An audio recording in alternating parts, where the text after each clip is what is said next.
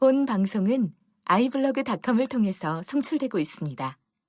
미디어 플랫폼 아이블로그 iblog.com 부터까지 하기 싫어. 내 먼저 하기 싫어. 근데 저는 일견 이해가 돼요.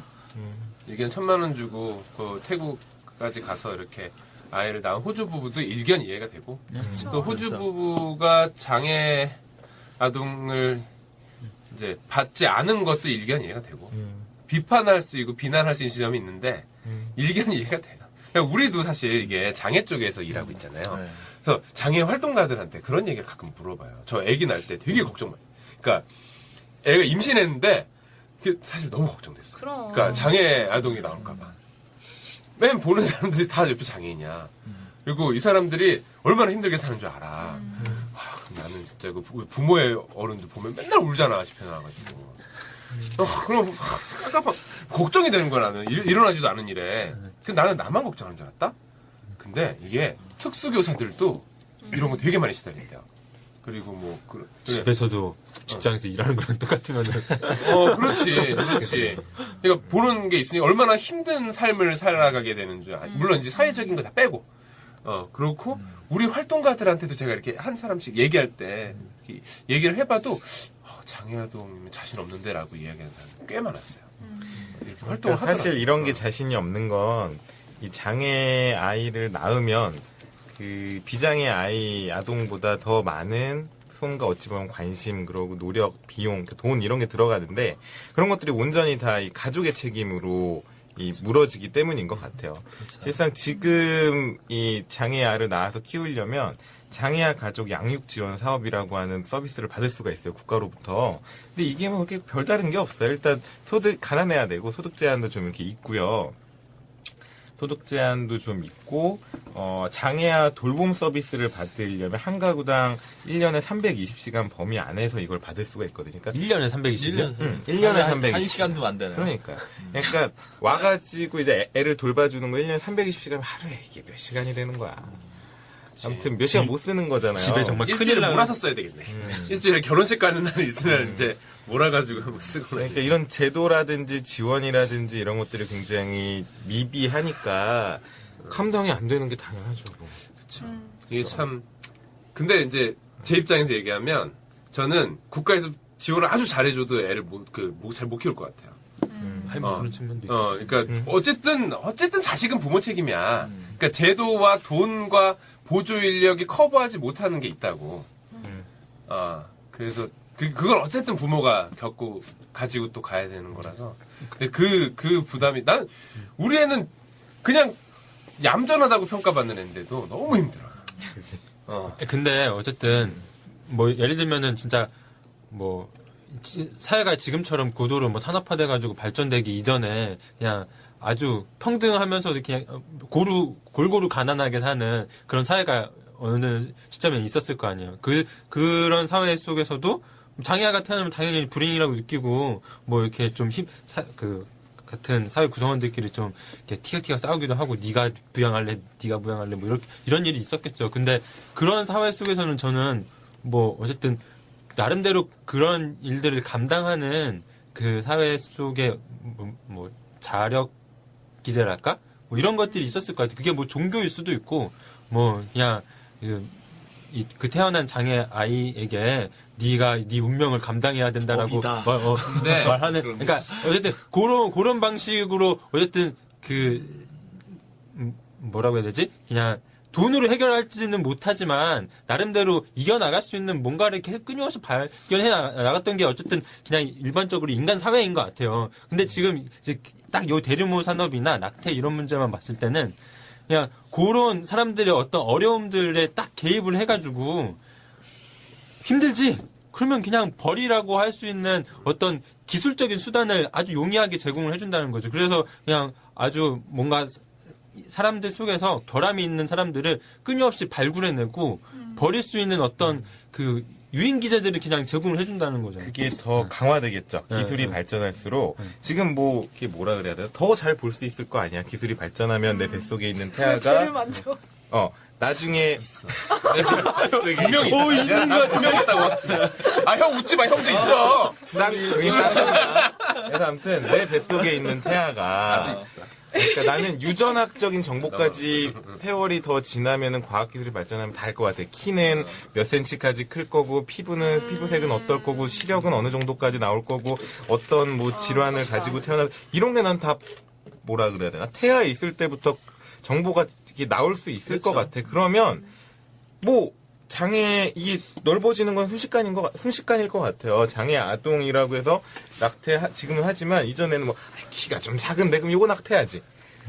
아니 봤더니 피부색이 좀 마음에 안 들어. 난 좀 하얘으면 좋겠는데 얘는 좀 낙태하지. 그러니까 이게 나는 오바일 수 있는데 정말 이렇게 내 아이를 내가 이렇게 취사 선택해서 원하는 정말 완전한 아이로 만들 때까지 낙태라고 하는 것들이 굉장히 자연스럽게 일어날 수 있는 사회적 분위기가 만들어질 것 같아요. 사세까지는 아니더라도 약간 경계야. 그러니까 그 지적 수준이 약간 뭐 89 뭐 이래. 그러니까 이건 약간 애매한 이런 차원에서는 충분히 이제 뭐 그런 일들이. 아니 근데 피부색도 포함이 될 수도 있어요. 그러니까 사실 낙태라는 거는 그 아이를 베고 있는 사람한테도 좀 신체적으로 위협이 가해지는 거잖아요. 그러니까 그런 위험 부담도 애초에 차단할 수 있는 방법들이 계속 개발이 되고 있는데 이게 몇 년도냐?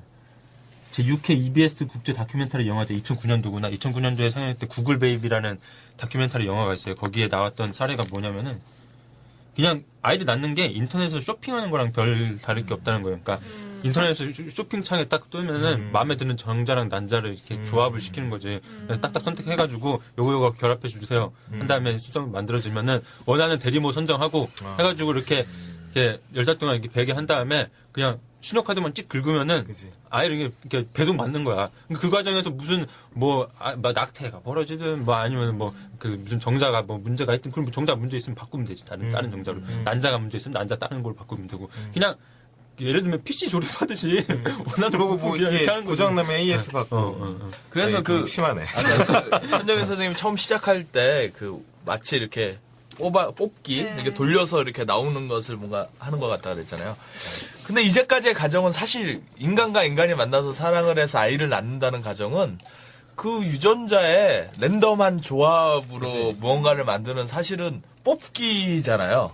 인간이라는 건 원래 뽑기 이게 되게 우리 원래 그러니까 우리는 원래 이게 어떤 블랙박스 안에서 그 산출 과정을 모르고 그냥 나와서 이게 정해진 것을 뭐 숙명처럼 받아들여서 사는 거였단 말이죠. 원래 지금의 삶이라는 게. 근데 이제 점점 그 뽑기에 관여할 수 있는 방법이 많아지는 거지. 신의 영역에 인간이 그렇죠. 그러니까 굉장히 이게 철학적일 수도 있고 그것이 발전이고 진보다라고 누군가는 이야기할 수도 있고 그런데 그런 상황에서 누가 굳이 장애를 가진 유전자를 선택하지 않겠죠. 혹은 뭐 지금 우리는 장애라고 생각하지 않지만 정말 뭐 그게 피부색이 됐던, 키가 되었던, 지능지능에 뭐 이런 것들이 되었고, 그런 것을 선별하는 기술은 나날이 발전하는 것도 사실일 것 같아요. 뭐 인공자궁도 만든다던데 뭐. 네? 인공자궁 뭐 이런 얘기도 나오잖아요.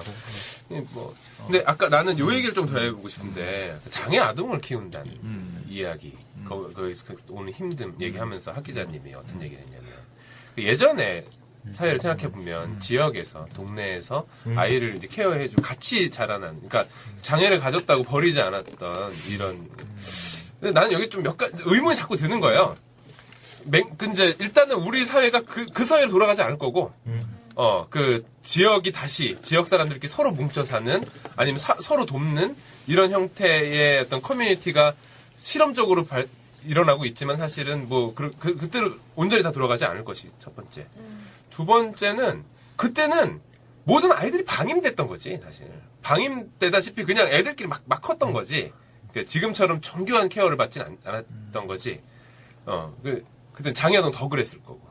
그래서 뭐 이제 그게 이렇게 그러니까 우리도 뭐 지역사회에서 살아가기 뭐 이런 얘기 하면서 장애인 자립생활도 그런 맥락으로 이해하고 지역에서 같이 이런 걸 그러니까 좋게 받아들이고 이념적으로 이렇게 좋게 받아들이는 게 있어도 실제로는 뭐 예를 들면 한 명 나오면 우리 활동가 한 명 조사랑이 붙어가지고 24시간 붙어서 이렇게 1년 생활하고 거의 이런 거잖아요.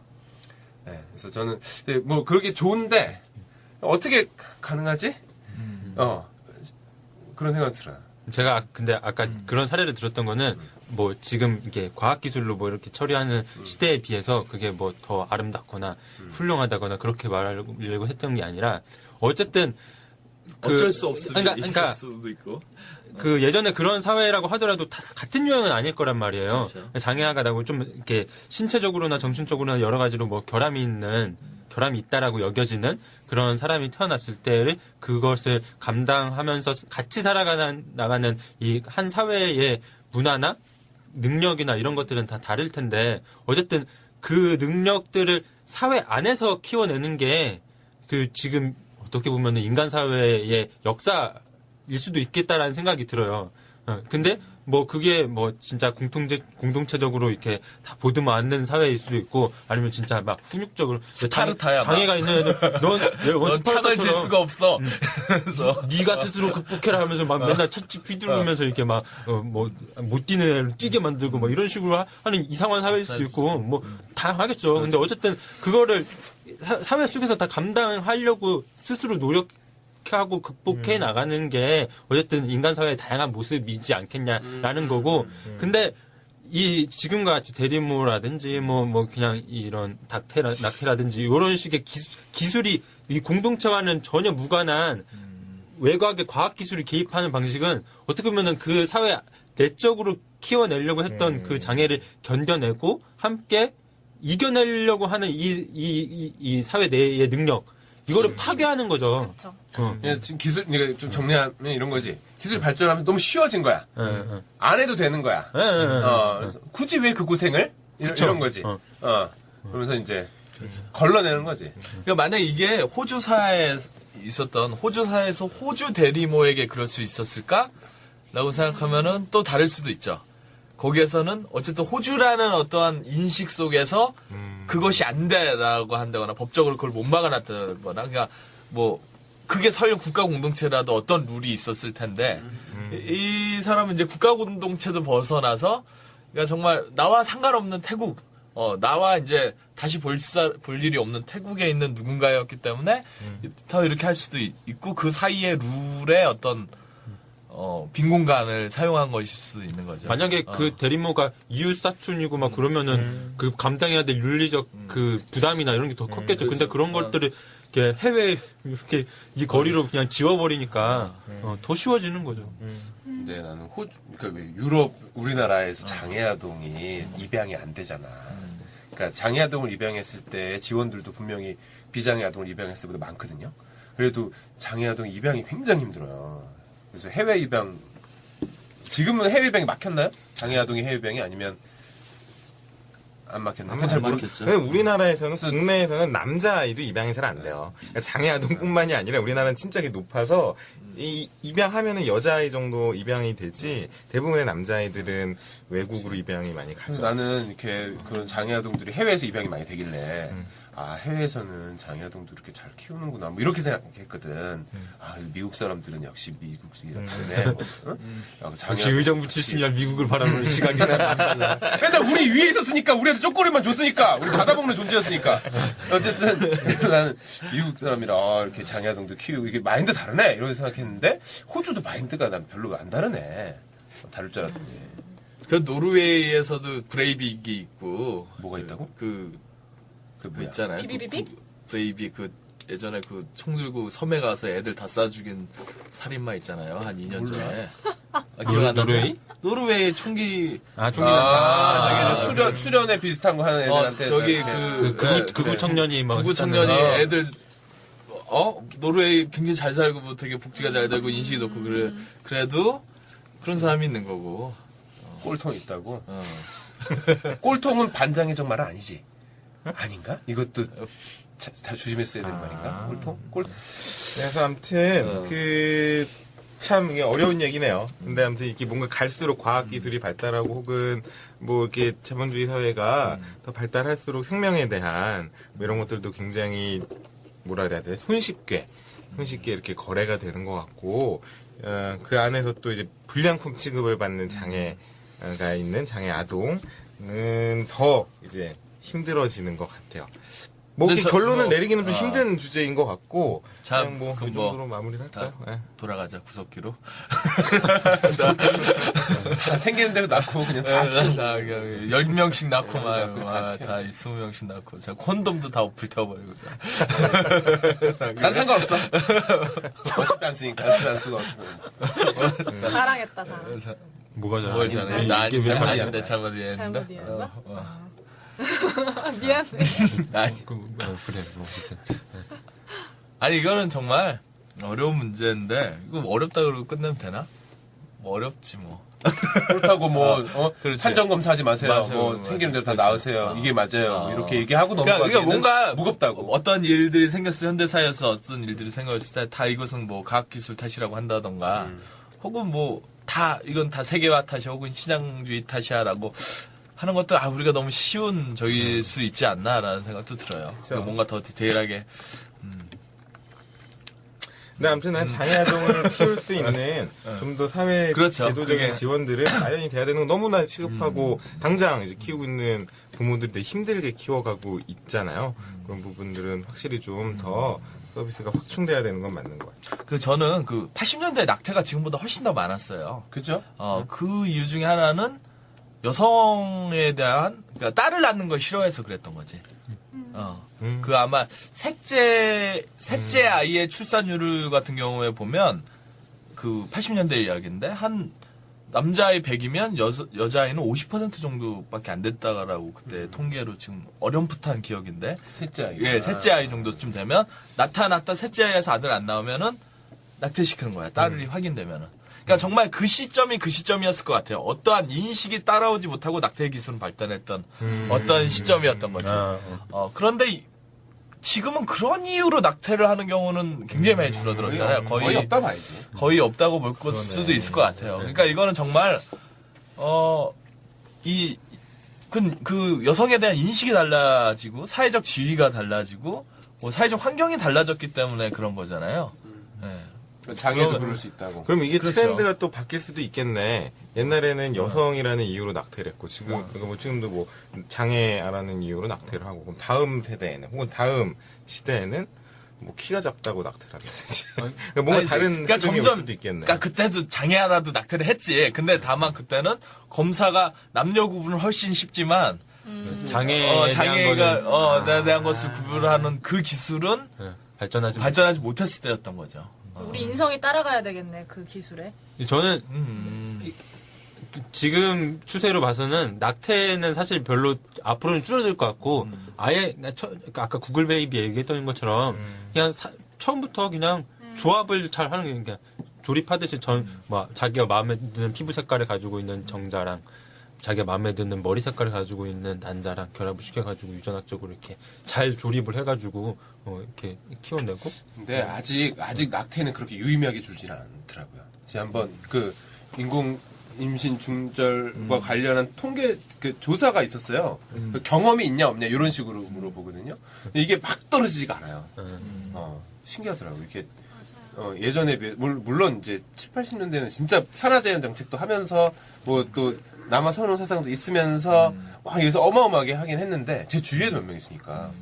근데 지금은 좀 다른 맥락에서 좀 많이 하는 것 같아요. 근데 이게 또 사실 낙태 권리에 대한 이야기를 하다 보면은 사실 훨씬 더 또 이건 장애 그렇죠. 비장애 이제 문제를 떠나서 떠나야죠. 예를 일단은- 들어서 세계적으로는 낙태 권리를 존중하는 게 주로 좌파의 그리고 이제 모습이잖아요. 페미니스트 모습이잖아요. 임신 중지권 뭐 이런 용어로도 많이 쓰이더라고요. 그렇죠. 그러니까 보통 진보적인 사람들이 낙태에 대한 권리를 더 중요하게 여기고 보수적인 사람들이 낙태는 신이 주신 아이를 어떻게든 키워야지라고 한단 말이에요.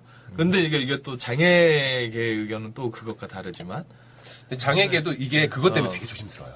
그러니까 그러니까 장애 아동을 이렇게 낙태하는 것과 또 여성의 하나의 권리로서의 그것과 그래서 그건 이제 분리해서 생각해야 된다는 게 예를 들면 뭐 우리 쪽의 공감이라든지 그쪽에서 이야기하는 것들이기는 해요. 근데 어떻게 불가능해? 그럼에도 불구하고 어쨌든 그러면 여성이 장애 아동을 잉태했을 때 임신 중지권을 우리는 어떻게 바라볼 거냐고 그걸 두 개를 분리하면 그런 그 의문은 여전히 남죠.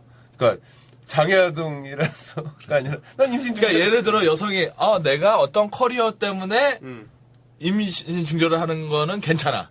근데 장애아 장애라서 때문에 임신 임신 중절은 중절은 안 돼. 이렇게 접근하기는 너무 어렵죠. 어려워. 그렇게 말이 접근할 좀 수는 안 되는 없죠. 거지. 아니, 그래서 그 페미니스트 내부에서도 낙태를 그렇기도 무조건 하고. 그 옹호하는 맞아. 진영만 있는 게 아니라, 그러니까 예를 들면은 이제 생태주의적인 입장에서 이제 페미니즘을 하시는 분들 같은 경우는 낙태가 어쨌든 그냥 일종의 선택권처럼 자기 몸에 대한 결정권이기도 하지만 낙태는 어쨌든 자기 몸에 의료 권력이 침투를 하는 거란 말이에요. 그러니까 아까도 얘기했지만은 이거는 이렇게 자기 몸에 칼이 들어올 때 이렇게 잉태된 아이만 이렇게 목숨을 끊는 게 아니라 자기 자궁을 훼손하기도 하고 어쨌든 그 의료 권력이 이렇게 여성의 몸을 재단하기 시작하게 되는 거란 말이에요. 그걸 100% 여성 스스로가 통제할 수 없잖아요. 그런 측면들 때문에 어쨌든 그 의료 권력과 여성의 몸을 좀 대립시키는 차원에서 그 낙태 문제를 바라보면서 낙태를 약간 지양해야 되는 걸로 바라보는 사람들 꽤 페미니즘 진영도 꽤 있더라고요. 근데 이게 어떤 생명이 어쨌든 걸리는 문제이기 때문에 참 말하기 조심스러운 면도 있고. 세게 얘기해봐. 원하는 대로. 무슨 말이야? 아니 근데? 나도 잘 모르겠어. 여기에서 뭐 내가 강하게 주장하고 싶은 바가 뭐가 있겠어. 다 낙태를 이게 모든 걸 걸리다라고 얘기할 수도 없고 그렇다고 생기는 대로 족족 나라라고 얘기할 수도 없지. 그 누구도 그 면에서 여러 가지 뭐 어떤 문제도 그렇지만 그 면에서 여러 가지 판단을 해야 할 텐데 다른 판단보다 훨씬 조심스러운 거죠.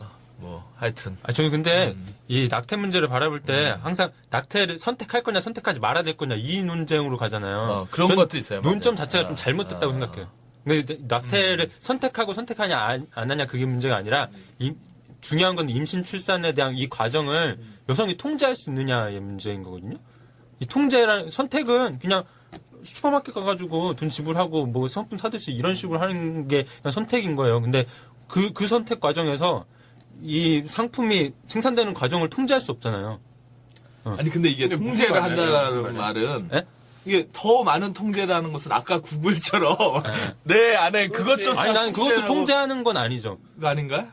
통제가 컨트롤 아니야? 어. 이거 내가 컨트롤할 수 있다는 거 아니야? 맞아. 그러니까 임신과 출산의 과정에서 여성이 더 컨트롤할 수 있는 능력이 통제할 수 있는 능력이 올라간다는 건 더 많은 것을 선택하고 그렇죠. 더 선택하고 많은 것을 것을 내가 마음대로 조종할 할 수 수 있다는 있다는 거잖아. 얘기는 아니야. 그 얘기는 뭐냐면은 옛날에 마녀 사냥이 될 때 주되게 이 화형됐던 마녀들이 그 죄목으로 여겨졌던 게 그 예를 들면은 산파적인 기술을 가지고 있는 마녀들이 많이 처형되고 했잖아요.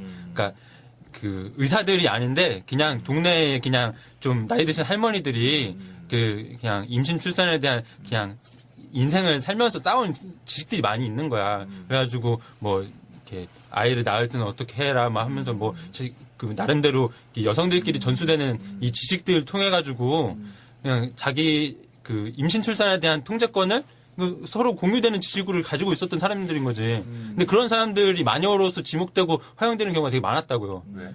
에? 왜 마녀라고 그래 그 사람들한테? 그 남성이 통제해야 되는 임신 출산에 대한 이 권력들을 이 할머니들이 여성들끼리 이렇게 공유되게끔 만드는 이 중심에 있었던 거죠. 남자가 그걸 통제하고 싶어 했다고? 그래야 이렇게 가부장적인 권력이 확립이 되니까. 삼신 할머니는 우리는 동네 그 산파 산파 할머니들 했잖아. 그러니까 그런 사람들이 제거가 돼야 이제 산부인과 중심으로 한 의료 권력이 제대로 쓸 수 있는 거죠. 그 중세에 산부인과가 있어? 그러니까 산부인과 지금의 비유인 거고, 그러니까 그런 산파와 같이 동네에서 그냥 그 나름의 그 이제 그 전래되어 오는 의료 지식이나 이런 것들을 할 수 있는 것들이 제거가 돼야 사실 의료 권력이 제대로 쓸 수 있는 건데, 진짜 그 의료 권력을 그냥 돈 주고 구매하는 거랑 이 산파 같은 할머니들이 진짜 임신 출산의 과정을 이렇게 공유하면서 통제하는 거랑은 전혀 다른 과정인 거라고요.